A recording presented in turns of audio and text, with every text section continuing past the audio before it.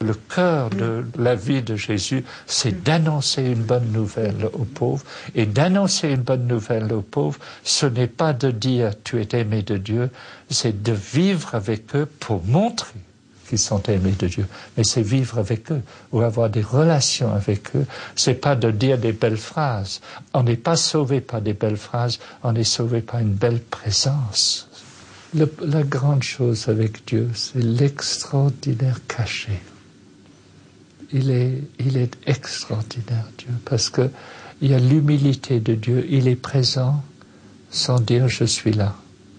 Et il est présent dans toute relation. Je dis souvent, quand on donne le bain à une personne avec un handicap, avec amour, on change le monde. On change le monde. C'est un geste qui est dans cette balance entre le rejet du faible et l'accueil du faible, la malédiction et la bénédiction, le rejet du faible parce qu'il me gêne et la découverte du faible comme une rencontre avec Dieu. Là, vous avez les deux extrêmes.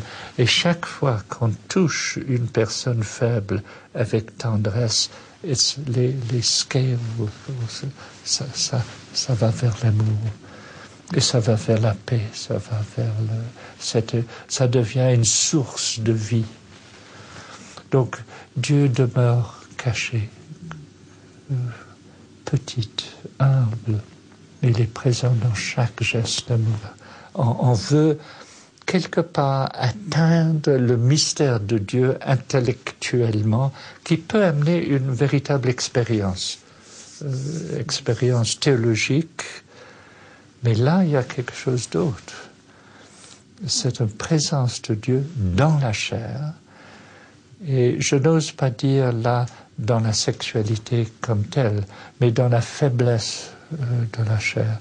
Et soudainement, à un moment, il y a une sorte d'unification entre la chair et l'esprit, et que nous sommes dans ce mystère que ce corps me révèle quelque chose qui, pour certains, devient la présence de Dieu. Je rappelle un assistant tout dernièrement me disait, quand je donne le bain à Patrick, je prends conscience que je donne le bain à Jésus. Le mystère de l'évangile, de l'Arche est finalement un mystère d'évangile. Et il y a un véritable mystère que Dieu a préféré. Dans le Coran, ou dans le bouddhisme, ou dans l'hindouisme, il y a Dieu accepte tout le monde. Mais il y a quelque chose dans l'Évangile qui est très particulier. Une philosophie, une théologie, la place du pauvre. Donc je dirais que il devient indispensable que progressivement les gens font le passage d'une transformation en vivant avec, que cette transformation a un sens profond, universel, religieux, spirituel. Donc c'est une introduction à la prière. Bonjour. Bonjour. Merci.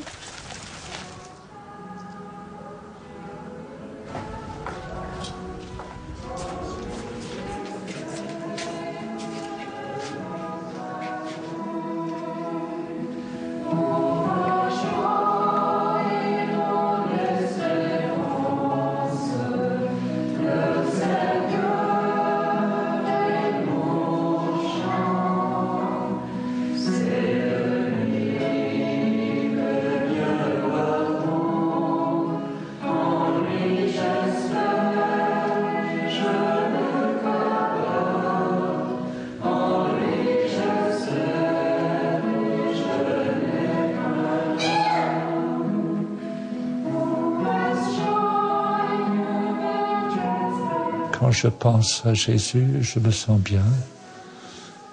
Quelquefois, je chante à l'intérieur et je le remercie.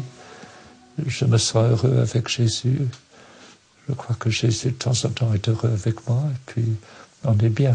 Enfin, je dirais que... Et je sens que, vivant à l'Arche, il n'y a pas de séparation. Tout est unifié. Manger au Val-Fleury et manger à l'Eucharistie, je ne dis pas c'est la même chose, mais presque la même chose. Et peut-être c'est la même chose. Peut-être il faut que quelquefois j'ai peur de dire que c'est la même chose parce que ça semble pas tout à fait. Mais je crois que c'est la même chose. C'est d'être heureux ensemble.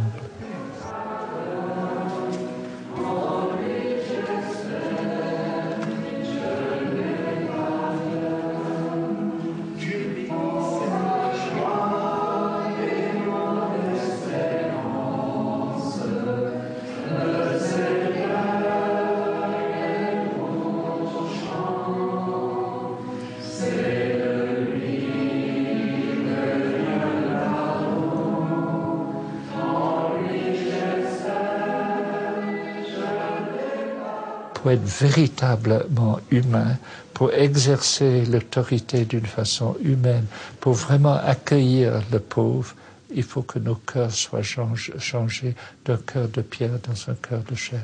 Et donc la prière, et que l'Eucharistie, il y a quelque chose de très lié, parce que l'Eucharistie, c'est une présence réelle. Pour nous, il s'agit d'une présence réelle auprès des personnes avec un handicap.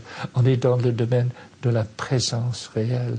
L'Eucharistie qui ne se prolonge pas dans le lavement des pieds des pauvres n'aboutit pas. On peut manger le corps du Christ, mais pas devenir le corps du Christ. Ça peut devenir un rituel au lieu d'une transformation.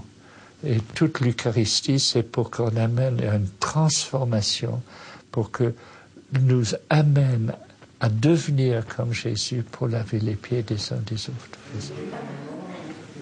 Quand le pauvre se relève et que le riche s'appauvrit, il y a l'Église. Et l'Eucharistie est au cœur de l'Église. C'est ce mystère, Dieu est présent.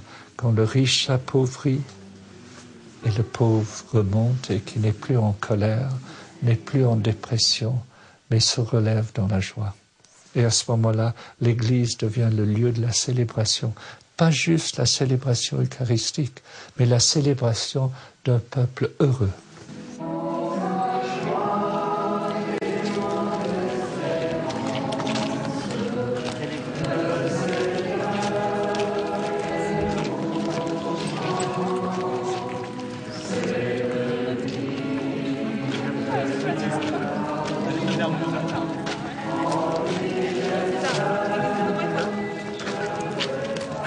Saint Jacques était furieux dans sa lettre parce que seulement une trentaine d'années ou quarantaine d'années après la mort de Jésus, il dit dans vos assemblées, les gens qui ont des belles bagues et des belles bagues, ils sont devant et en arrière, les gens en ayant. C'était que la vision de Jésus, c'est que les pauvres étaient en avant 30 ans après. Et Saint Jacques était furieux. Et qu'est-ce que c'est cette histoire-là? Le pauvre était au cœur de l'Église et maintenant ils sont en haillons, tout à fait comme des SDF. Ils quittent en dehors de l'Église, mais ils ne sont pas dans l'Église. Et c'est pour ça que j'ai une difficulté quand on parle de la option préférentielle pour des pauvres. Ce n'est pas une option, c'est une réalité que l'Église est constituée par les pauvres qui crient et qui fait que ceux qui entendent le cri deviennent compatissantes. Ce qui fait que l'Église devient une communauté de ceux qui ont la capacité de répondre à une relation, ceux qui crient pour la relation. Alors à ce moment-là, ça devient un corps où chacun est important et en même temps, ça devient le lieu de la compassion et du pardon. Et pas simplement le lieu de la foi, c'est le lieu de la compassion. Dieu se définit par la compassion. Dieu est amour. Et il faut que l'Église soit le lieu de l'amour. Et si l'Église n'est pas le lieu de l'amour, il est en attente d'une nouvelle révélation. Et l'arche, quelque part, est dans